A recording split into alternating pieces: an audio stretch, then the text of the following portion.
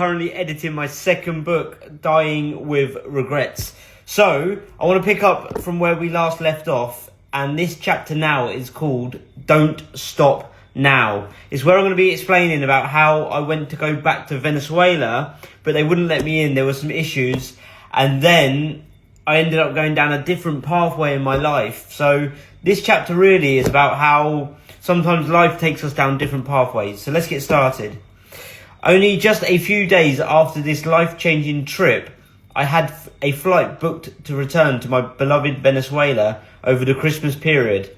However, after arriving in Caracas one evening from Medellin, Colombia, it seemed that many foreigners were being thoroughly scrutinized upon arrival. I just wanted to get through, grab my bags, see my friend who was waiting outside in the car to collect me, and to enjoy my pre-planned evening connecting back with all my amigos. However, migration officers had other plans. For whatever reason, me and many others had to wait around for what turned into hours. I was still unsure of the reason for why there was difficulty to enter, but I patiently waited and then was taken into the passport control office. The officers sat me down and handed me a piece of paper which was all written in Spanish, and told me to sign it. I didn't know what it said, so I refused, but then they refused to let me use my phone to translate it. So with that being said, there was some back and forth, to which there was no agreement between us. Until it got to the point where an official from the airline told me that I had to leave the country. Again, I was still very confused and didn't have a clue what was going on. And before I knew it, I had a bunch of officers take me through the airport and out to a plane which was about to take off. I hadn't yet collected my bags and didn't have my phone or passport. As I entered the cabin to an unknown destination, everyone was sat staring at me. In that moment, I felt as if I were a criminal. So I asked the cabin crew about my bag, phone and passport, and they told me to just wait. And then I asked, "Where do I sit?" and was told to sit anywhere. As I looked out into the crowd of faces staring back at me, every single seat seemed to blur into one.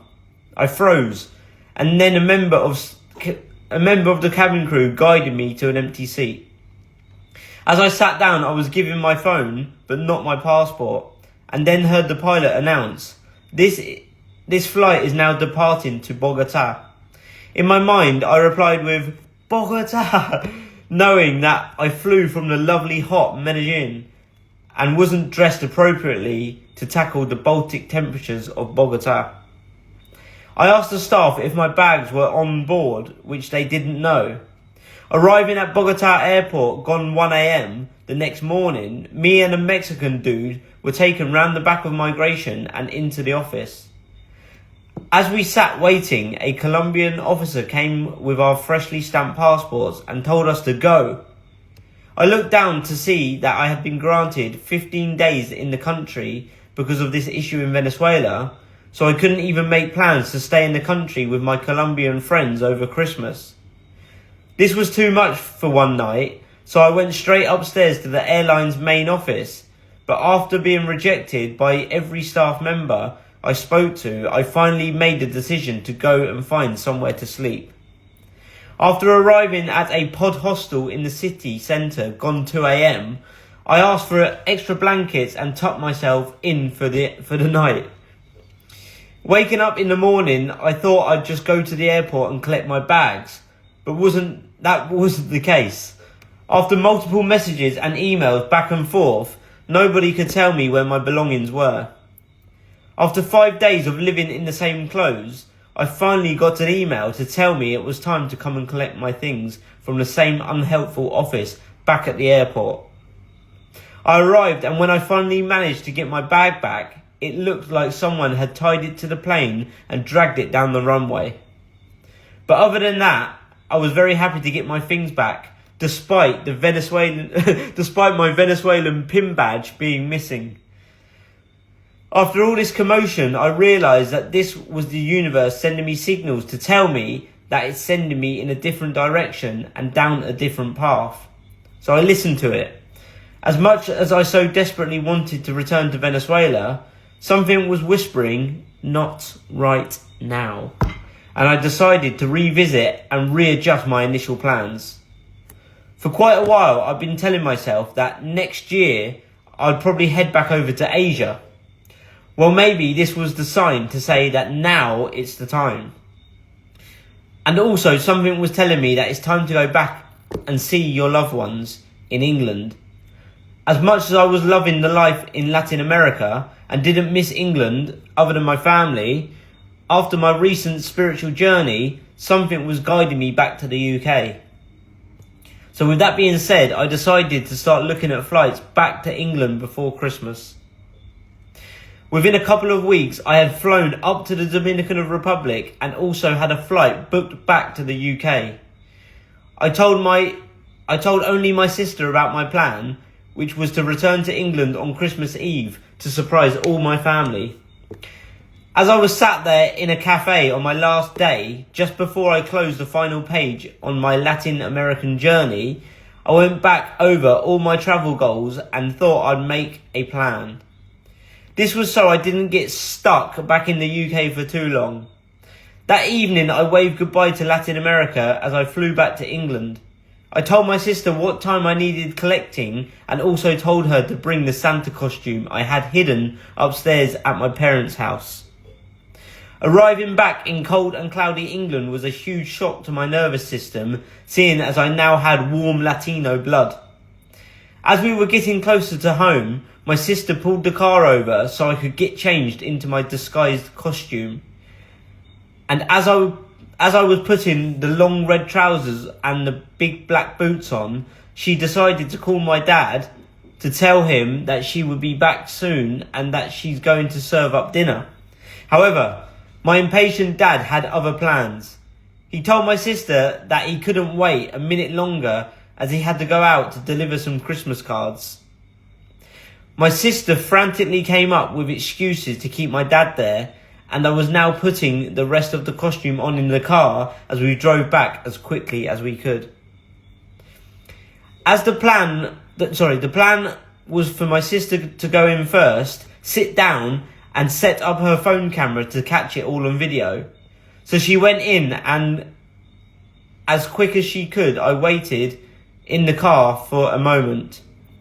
When I thought it was time to go in, I hesitated as I could hear my younger brother coming down the stairs. Well, that's what I thought. But then I could hear my dad complaining to my sister to tell her that he has got things to do. Now it was my time to shine. So I opened the door and I burst into the living room in my Santa suit singing Feliz Navidad. For a slight moment there was absolute silence before being quickly replaced by screams of joy which could most probably be heard from the surrounding streets. It was a huge surprise for my loved ones, dog included, and we all stood there and hugged each other. I had a fantastic few days with my family over Christmas, but this cold weather wasn't for me, and I felt as if I couldn't wait until February to start my next pre-planned adventures. So I decided to use my time wisely and book flights to 7 different countries around Europe for January. Think of it as a pre-holiday holiday. Sounds like I'm privileged, right? You could say that. Of course, I'm so grateful to have put myself in a position where I have the ability to follow my dreams, but you best believe me when I say that I'm going all in on turning them into a reality. My dream is to visit as many countries in the world as possible and to have positive impact on as many people as I come into contact with along the way. My mission is to inspire every adult to discover, design and to live their best life, to empower and guide them to do what it takes to make their dreams become their reality, by teaching them the skills to build the rock-solid self-confidence needed to eventually make that happen. I don't want to hear of any adult laying on their deathbed with those dreaded words of regret trapped in their throat of how they could have, would have, should have, but never. And this is why I must set an example as a role model to others and lead the way by fully embracing the uncertainty of the unknown along my very own unique path. Realise that life can be an absolute roller coaster. You must be flexible, ready to pivot and open to opportunities. Because as much as you can think, feel and believe that life is taking you down one path, it can also completely change in an instant. Thank you for listening, my friends. I'm going to end this chapter here and we're going to carry on the next live tomorrow. Thank you so much, my friends. If you want to get yourself on the wait list for this book, visit dyingwithregrets.ryannurse.com. Click the link in my bio or send me a DM with book and I'll hook you up, my friends. Thank you so much. Speak soon. Bye-bye.